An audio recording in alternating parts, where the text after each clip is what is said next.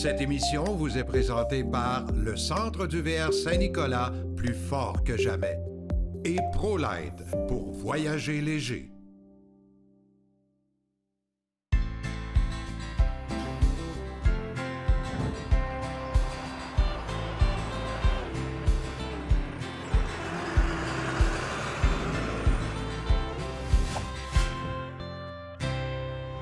De retour cette semaine à Montmagny, on rencontre M. Montmini. Il ne faut pas se mêler, hein? Salut Guy! Bonjour Jean-Marc. Ça va bien, Guy? Oui, vous? Excellent. Parmi tous les inventaires que vous avez ici, j'ai trouvé ce petit bijou-là. C'est un classe C. Oui.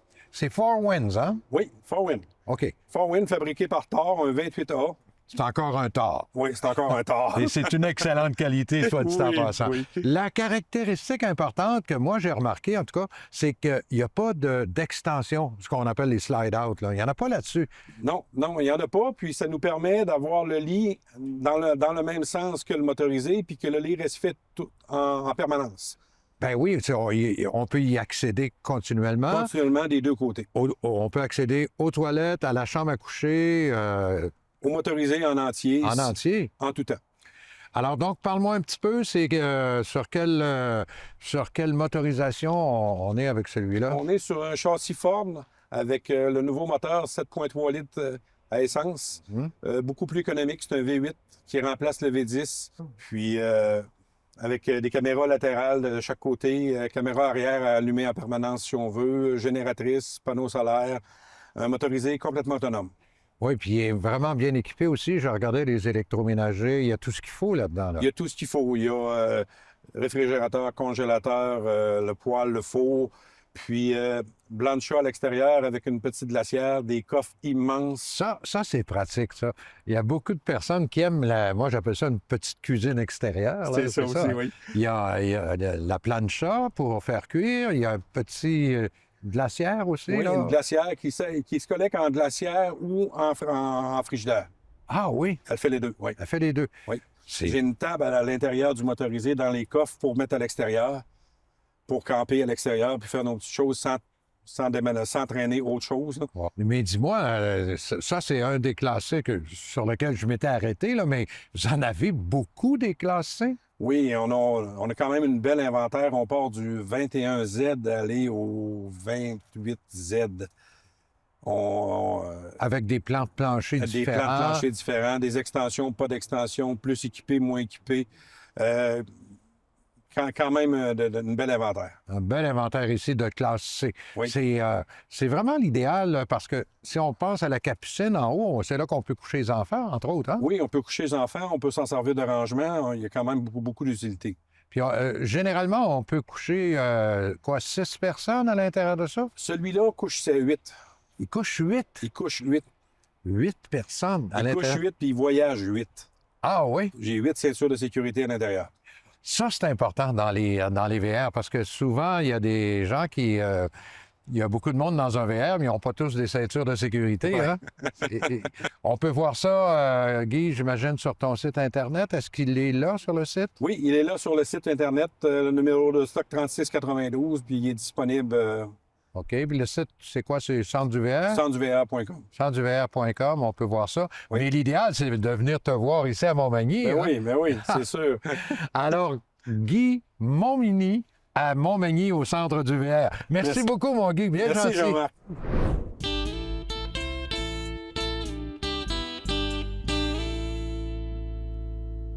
Je vous parle depuis des années de E. Boudreau VR, boulevard Hamel à l'Ancienne-Lorette.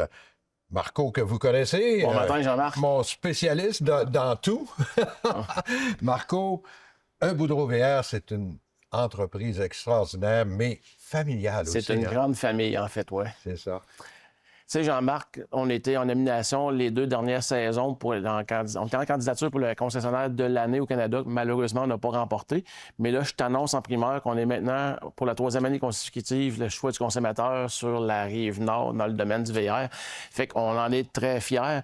Puis ça, c'est pas juste parce que ma binette passe à la télé avec toi de temps en temps dans le journal. Tu sais, il y a réellement une très grande équipe dans l'ombre en arrière de tout ça. Puis le succès lui revient à tous et chacun. Puis j'aimerais réellement les présenter Ben parce oui, que c'est tout présente-nous à leur ça. honneur. Je tiens à dire que dans l'ordre qui vont être présentés, là, c'est pas un favoritisme, c'est la manière qu'ils ont été placés, si tu fais, là. On Mais l'avait c'est dit, réellement... venez-vous-en ici, tout le monde. C'est réellement un esprit de famille. Chez nous, on a réellement du plaisir ensemble, puis ça va vraiment faire plaisir de toutes les présenter. Ben, vas-y, Fait, on y va présente comme tout suit. ce monde-là, je te laisse aller, Marco. Fait que je te présente mon fils Dale Boudreau. Dale est carrossier. Ma conjointe Nathalie Fortin, qui est directrice du département des pièces. Nous avons Claude Mathieu ici, qui est l'adjoint Nathalie au département des pièces. On a M. Mario Gingras, qui est un technicien certifié depuis pratiquement 10 ans avec nous. Julien Pinsonneau dit Lamouche, qui est un spécialiste de suspension chez nous. Nous avons David Fraîche, qui travaille aux pièces. On a Nathalie Caron, qui est adjointe au département de service. Sylvain Demers, qui est le directeur du département de service. On a Carl Véraud, qui est technicien chez nous. On a M. Régis Tremblay, qui est un spécialiste de suspension chez nous. On a Richard Martel, qui est un technicien, un ami de la famille des 40 dernières années. On a Alain Lavasseur, qui est un maître technicien chez nous. Cette année, il a célébré ses 25 années de service avec nous, chez nous. On a Mme Julie Baillargeon, qui est une adjointe administrative. Il y a ma grande sœur Mylène, qui est présidente et qui s'occupe de l'administration. Et mon neveu Joss Hawick, qui agit à titre de contrôleur. On a Mélanie Godin, qui est... la relève est déjà Et là. voilà, on a Mélanie Godin, qui est la conjointe à Joss, qui travaille à l'administration, qui est responsable de tous les médias sociaux chez nous, compagnie. On a Bébé Jackson, qui, on espère, va être une autre génération. On a mon beau-frère Yves ici, qui est directeur du département de carrosserie, les réclamations d'assurance, qui travaille aux ventes avec moi. En fait, on est tous multitâches chez nous. Donald Bélanger, qui est un maître technicien chez nous aussi. Puis on a son fils, Kevin Bélanger, qui est le peintre carrossier chez nous. Fait que là, je tiens à souligner, belle équipe. il en manque 3. Il y a Mylène Lavoie qui est à l'esthétique, qui ne pouvait pas être ici aujourd'hui. On a Dominique qui n'est pas là aujourd'hui. Puis quel autre qui manque? Il manque Christian Rouillard aussi, que malheureusement, il a dû s'absenter. Fait que dans le fond, c'est les 3 absents, mais c'est la grande famille de Boudreau-VR. Fait que le succès, c'est grâce à tous les autres. Mais c'est une grosse équipe. Le jeudi, ça paraît en crise, je peux te dire. Ouais. Alors, écoute, moi, il me reste juste à vous féliciter d'avoir effectué un si bon travail parce que la réputation de Boudreau VR, je la connais, là, c'est le service qui est vraiment en priorité chez Vous êtes client chez nous, vous faites partie de la famille.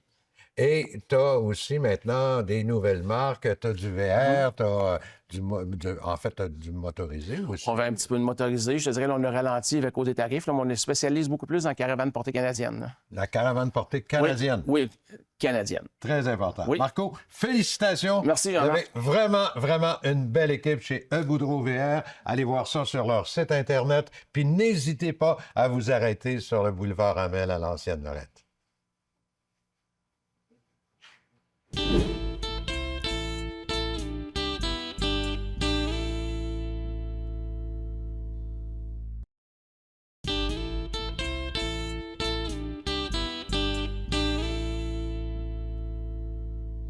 On retrouve à nouveau notre professeur, moi je l'appelle le prof, là, Robert Boire, qui est formateur et conférencier avec la FQCC. Robert, on a parlé de conduite sécuritaire, on a parlé de votre cours là-dessus, et là, il y a un autre cours qui se donne à la FQCC, c'est les capacités de charge, vous l'appelez comme ça, le cours, là. En fait, c'est maîtrise, capacité de charge et de remorquage. Ah oui. Donc, c'est là qu'on va apprendre qu'on est parfois trop chargé. Est-ce que vous avez vu ça un peu? Hein? Oui. En fait, depuis plusieurs années qu'on fait un recensement dans nos cours, dans nos formations, et on constate qu'il y a plus de 50 de nos caravaniers qui sont en surcharge sur l'essieu arrière du véhicule tracteur. Quand je parle de véhicule tracteur, on parle du VUS, de l'automobile, de la camionnette. Ouais. Ça peut être même l'autocaravane. Oui, c'est vrai. C'est vrai, les classes B, par exemple. Les B, les B+, même les classes A. Les gens pensent que parce qu'il y a des coffres qui traversent d'un côté à l'autre, qu'ils peuvent les charger, mais c'est pas le cas. OK. Donc, c'est là qu'on va apprendre comment charger. Ben, d'abord, est-ce qu'on apprend combien on peut en mettre dans notre véhicule? Quelle façon on peut savoir si on en a assez ou si on en a trop? En fait, on explique... le but de la formation, c'est d'expliquer aux participants de comprendre les chiffres qui sont écrits, le PN, BV, le Ça, c'est là. Bon. C'est du comprendre chinois ça, pour bien du monde, et ça. voilà. Et d'être capable d'établir quelle est sa capacité de charge nette sur son essieu arrière de véhicule tracteur et aussi de rechercher, de poser la bonne question. Actuellement, les questions qui sont posées, c'est est-ce que je peux remorquer 12 000 livres, exemple, ou 10 000 livres, ou peu importe, alors que la question devrait être est-ce que je peux charger 600, 700, 800 livres? Sur mon timon ou sur Ou dans la véhicule, caisse de ou la dans la camionnette. caisse, ouais. Et voilà. Donc, c'est là qu'on va savoir qu'on devient en surcharge. C'est là qu'on constate qu'on est en surcharge ou qu'on va éviter d'être en surcharge. Absolument. Là, oui, vous avez raison. Donc, on va apprendre ça, à démystifier ça dans votre cours. On apprend à démystifier, on donne le chemin pour se rendre là. Donc, vous créez un chemin pour un meilleur résultat de tout le monde. Oui. Vous leur expliquez, là. Oui, de A à Z. il y a une marche à suivre à laquelle on ne peut pas déroger. OK. Et ça, c'est le cours qu'on peut suivre en ligne? Le cours se suit en ligne. OK. Et on s'inscrit auprès de la Fédération québécoise Camping Caravaning. Et puis, à ce moment-là, bien, le cours est disponible. Donc, il y a, si on parle du cours qu'on a parlé la semaine dernière, on a parlé de la conduite sécuritaire. On pourrait d'abord prendre celui-là, puis deuxièmement, ensuite, avant de partir pour nos belles vacances, on suit le cours de la capacité de charge. En fait, Ou je inverse? ferais l'inverse. Parce que la OK. capacité de charge, c'est surtout, ça va concerner surtout le nouvel acheteur. Oui. Et puis avant de partir en vacances, c'est bon de savoir, de connaître la charge qu'on a. C'est vrai, c'est Et vrai. si je pars en surcharge, bien, ça se peut que j'ai des problèmes en vacances. Mais un coup qu'on a établi qu'on est bien réglé au niveau de la charge, là, le cours de conduite sécuritaire va venir compléter cette formation-là. Ah, c'est vraiment intéressant, mesdames, messieurs. Je vous recommande fortement, tous les campeurs, là, de suivre un cours ou même les deux cours dont Robert nous a parlé. Merci infiniment. On s'inscrit à la FQCC. Merci, Jean-Marc. Bonne journée.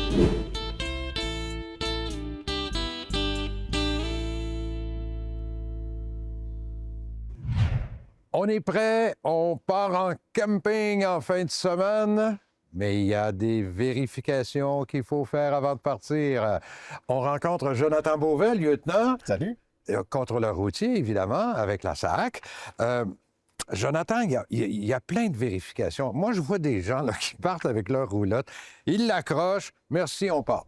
Oui, c'est pas exactement ce qu'il faut faire. Parce que, en fait, quand on part en vacances, bien, on veut s'en aller en vacances, on va avoir l'esprit tranquille. Il y a certaines vérifications qu'on peut faire avant de partir pour être certain, ou du moins de se donner une chance d'avoir l'esprit tranquille quand on part. C'est de faire une petite vérification de notre ensemble de véhicules. Donc, évidemment, on va parler de vérifier nos lumières, nos feux. Est-ce que l'ensemble des lumières fonctionne? Clignotant, feu de freinage, feu de position, tout l'ensemble de ces vérifications-là. On peut vérifier si notre klaxon fonctionne bien, les essuie-glaces, si notre liquide lave-glacier est rempli, si on a de la mauvaise température ou quelque chose, d'avoir du lave-glace, ça peut être pratique. Donc, on va vérifier ça, vérifier les pneus. S'assurer en fait que nos pneus sont en bon état, qu'ils sont pas trop usés, qu'ils sont bien gonflés aussi, vérifier la pression des pneus. Ça, je t'arrête là-dessus. Oui. La pression des pneus, par exemple, sur nos voitures, on est assez habitué. Mais sur une roulotte, là, on vérifie quelle pression il faut mettre. Où est-ce qu'on vérifie ça? Mais en fait, peu importe le véhicule, que ce soit notre voiture ou notre roulotte, il y a toujours un collant avec le numéro de série, des informations, soit dans la portière du véhicule, des fois c'est dans le coffre à gants. Sur la roulotte, ça va souvent être un collant qui va être à l'extérieur, sur le côté, et ça va être inscrit l'information des pneus. Donc, quel type de pneus, quelle dimension de pneus qu'on doit mettre, puis ça va aussi indiquer c'est quoi la pression qui est recommandée. Donc, ça peut bouger, ça peut changer d'un type de véhicule à l'autre, mais il va y avoir une recommandation du fabricant de la bonne dimension de pneus ainsi que la bonne pression utilisée. Et je pense aussi qu'on doit vérifier l'attelage. Ce que j'appelle, moi, l'attelage, là. C'est exactement le système d'attelage, en fait. Donc, si on a une remorque, bien, est-ce que le timon d'attelage, est-ce qu'il est bien utilisé? Est-ce qu'il est brisé? Est-ce qu'il est craqué? Est-ce qu'il est fendu? Est-ce que nos chaînes de sécurité ont été bien installées? Est-ce que, tu sais, vérifier cet ensemble-là. Si c'est une semi-remorque, donc une fifth wheel en bon québécois, est-ce qu'elle est bien installée? Est-ce qu'elle est bien utilisée? Est-ce qu'elle est craquée aussi? Oui, non. Donc, ça se fait ces vérifications-là. Ça va être important. Mais il y a tout l'arrimage de notre chargement aussi. C'était ma prochaine question. Donc, À l'intérieur, on met toutes sortes de choses, mais... À l'intérieur, on va s'assurer que rien bouge, que rien peut se déplacer pour rien briser, mais à l'extérieur aussi. Donc, si on transporte des vélos, par exemple, ce qu'on voit souvent dans le véhicule récréatif, bien, c'est parfait, il n'y a pas de problème, mais il faut s'assurer que nos vélos, d'un, ne puissent pas tomber sur la chaussée, donc ils sont bien attachés. Mais on va s'assurer aussi qu'ils ne masquent pas les feux, qu'ils ne masquent pas la plaque d'immatriculation non plus. Donc, il faut que l'ensemble des éléments soient visibles à l'arrière. Pourquoi on dit ça? Bien, c'est que si je mets mon vélo, puis là, je mets une belle toile noire foncée par-dessus pour les protéger, c'est parfait. Mais si ça masque mes feux, comment les gens qui me suivent font pour savoir d'un que je suis là la nuit ou que je vais freiner? Ou que je vais tourner. Donc, les gens ne peuvent pas le savoir, vrai, donc ils ne peuvent pas ralentir. Et là, ça pourrait être la cause d'une collision. Donc, c'est pour ça que l'important, c'est vraiment que l'ensemble des choses soient visibles. Et en terminant, parce que ça va vite, là, quand on accroche son véhicule, est-ce que, je ne sais pas si tu peux répondre à cette question-là, les gens prennent leur chaîne puis ils l'accrochent comme ça, droite, alors qu'on me dit qu'il faudrait les croiser. Est-ce que tu peux répondre à ça? Mais en fait, la réglementation, elle, ce qu'elle vient dire, c'est que ça prend au moins une chaîne pour retenir le véhicule s'il n'y a pas de frein. Donc, il n'y a pas nécessairement d'obligation à ce qu'elles soient croisées ou non, mais c'est sûr que si elles sont croisées, ça l'apporte que si le timon d'attelage décroche, par exemple, l'attelage se décroche, bien, elle va tomber sur les chaînes et elle ne tombera pas sur la chaussée. Donc, OK, c'est pour ça qu'on dit de le mettre en croisée. Le truc qu'on donne. Mais sinon, il n'y a pas d'obligation nécessairement pour ça. Ça serait quoi le conseil le plus important que tu devrais donner, là? En fait, c'est vraiment de faire l'ensemble de la vérification de notre véhicule avant de partir pour éviter des avaries ou des défectuosités mécaniques là, pendant qu'on part en vacances. Merci infiniment. De bons conseils de sécurité, merci. Jonathan. Merci.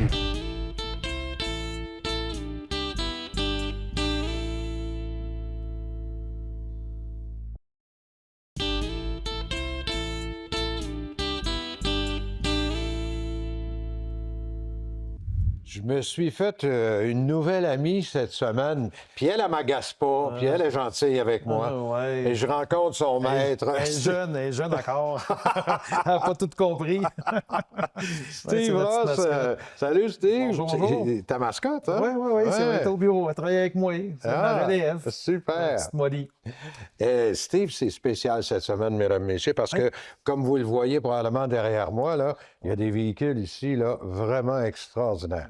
Comment se fait-il que VR Custom ait des véhicules aussi extraordinaires que ceux qui sont là? On a des très bons employés.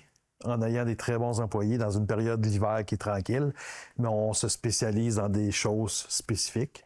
Puis là, vous savez comment que je suis. Moi, je suis un maniaque, vitesse, de choses. Tu sais, j'ai tout le temps ma petite chose dans ma tête. Puis je me bats avec ma blonde, mais j'ai souvent raison. Tout le temps. Là, je vous en parle aujourd'hui parce que ça va être une clientèle spécifique.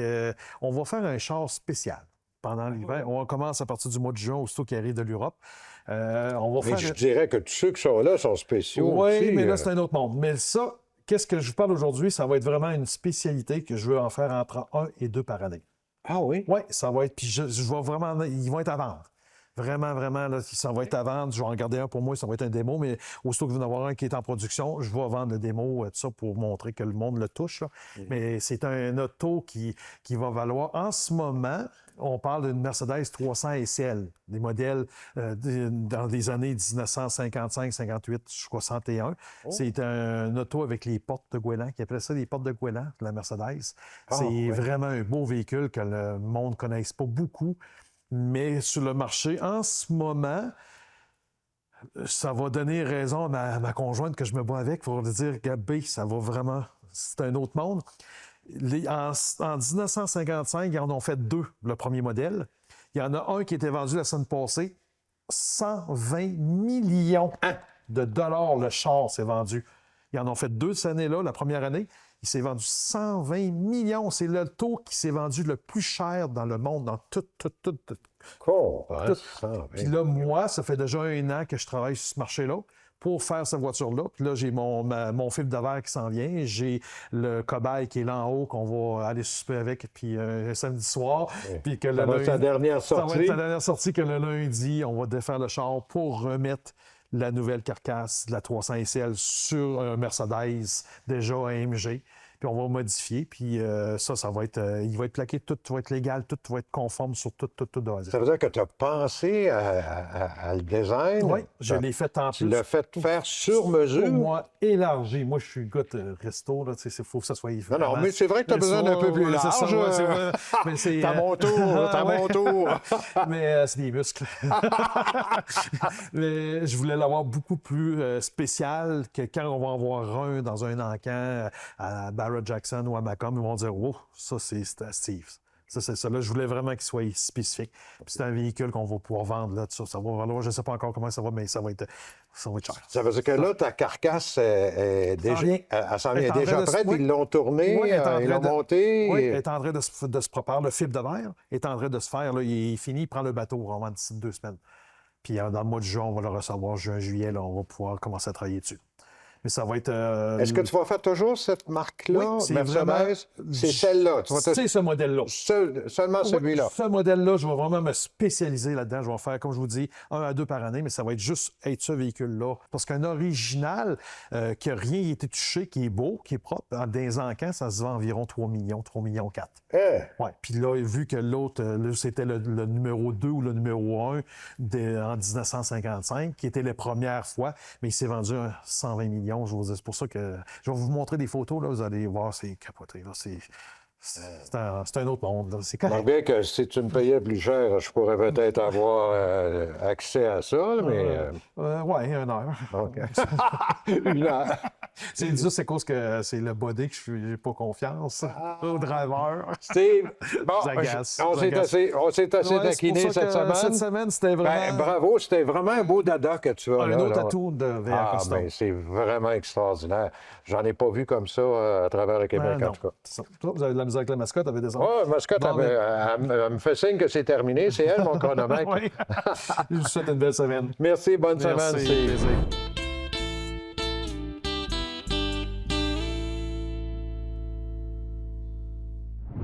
De retour chez Attache Remorque Québec avec mon ami Steve Lépine. Jean-Marc. Ça va? Ça va très bien, moi? Steve, on sait que tu es dans une grosse période actuellement. Hein. Ouais, c'est le C'est printemps. parti, vous autres, là. C'est le printemps. On est dans une grosse période présentement. On est dans l'entretien des roulottes, la mécanique, les roulements à billes, les freins, ces choses-là. Puis on est aussi, on installe beaucoup d'attaches remorques derrière les roulottes, Jean-Marc, pour traîner les vélos. Il y en a qui traînent des vélos électriques, des vélos ordinaires. Puis on peut aussi faire un filage pour pouvoir traîner une petite remorque derrière la roulotte en train routier. Ça, c'est possible de faire ça. Donc, j'allais justement dire ça. Maintenant, avec la mode des vélos électriques, c'est beaucoup plus lourd. Ouais, On peut effectivement. accrocher ça derrière une Oui, roulotte? oui, parce que nous, l'attache remorque sur la roulotte, on va se prendre après le châssis de la roulotte. Pas après le pare-choc. Le pare-choc, c'est trop mince, c'est pas assez solide. Il faut vraiment aller chercher le châssis en dessous de la roulotte. Donc, on va se prendre en 2 et 3 points parfois, dépendant du modèle de roulotte. Donc, à ce moment-là, c'est à toute épreuve, Jean-Marc. On peut mettre 2 vélos jusqu'à 4 vélos sans problème. Tu sais, c'est que ça swing beaucoup en arrière d'une roulotte. Absolument, Ça oui. brasse, ça brasse. Fait que, tu sais, il faut vraiment avoir une prise solide au frame, puis on va être correct. Est-ce que aussi, je discutais avec des contrôleurs routiers, il faut qu'on puisse voir les freins Ouais, aussi. les lumières. C'est que Les là, de lumières plus en plus, derrière. les fabricants de supports à vélo, ils vont sortir leur rack à vélo avec des lumières intégrées. C'est ça, Ben là, hein? il va falloir faire une couette de fil pour faire marcher ces lumières-là. En arrière de l'auto, souvent, on a notre couette de fil qui vient avec l'attache remorque. Mais derrière la roulotte, c'est important de faire les deux aussi. C'est le parce même que sinon, principe, c'est la voiture qui va alimenter la roulotte et Exactement. Exactement. La voiture alimente la roulotte et la roulotte va alimenter, mettons, le support à vélo derrière avec les lumières intégrées. Ou on voit ça souvent aussi. Jean-Marc, exemple, quelqu'un va traîner une moto marine, un sidou. Ah oui, c'est va vrai. traîner Une ça en arrière chaloupe de la pour aller à la roulotte. pêche. Ah oui, exactement. Ah oui. Tu sais, dans le fond, il faut juste respecter la longueur hors tout maximale, qui est d'environ 65 pieds. Il faudrait se vérifier pour être certain des bonnes mesures. là. On va le mettre à l'écran, là. On a une espèce d'icône là, qu'on Oui. va mettre à l'écran. là, Parfait, on pour va, que les gens... on va le valider parce que c'est la seule chose qu'on doit respecter, une longueur hors tout. Pour le véhicule, la roulotte et ce qu'on met derrière. OK. Est-ce que ça prend un permis? Non, pas du tout. Pas du tout? Pas du tout. OK. Pas du tout. Puis, tu sais, les gens qui font du camping, ben, ils aiment ça, peut-être faire des sports nautiques en même temps. Oui, ben tu sais. Fait qu'on a déjà fait ça pour un bateau. Fait que la personne traîne le bateau derrière la roulotte. Alors, il y a le véhicule tracteur, la roulotte, Exactement. le bateau. Exactement. L'embarcation derrière ça. Quand même. Tu sais, c'est tout du sur-mesure. Fait qu'on peut tout faire dans la mesure du possible. Puis peut-être en terminant, un élément important, c'est la plaque. Oui. La plaque doit La être plaque, elle ne visible.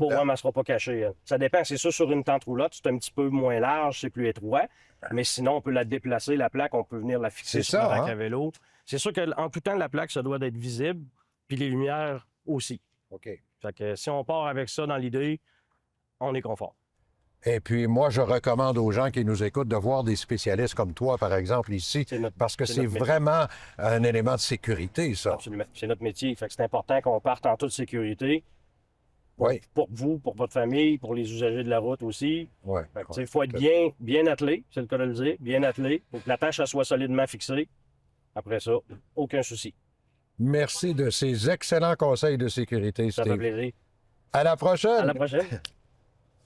Cette émission vous a été présentée par le Centre d'UVR Saint-Nicolas, plus fort que jamais, et ProLight pour voyager léger.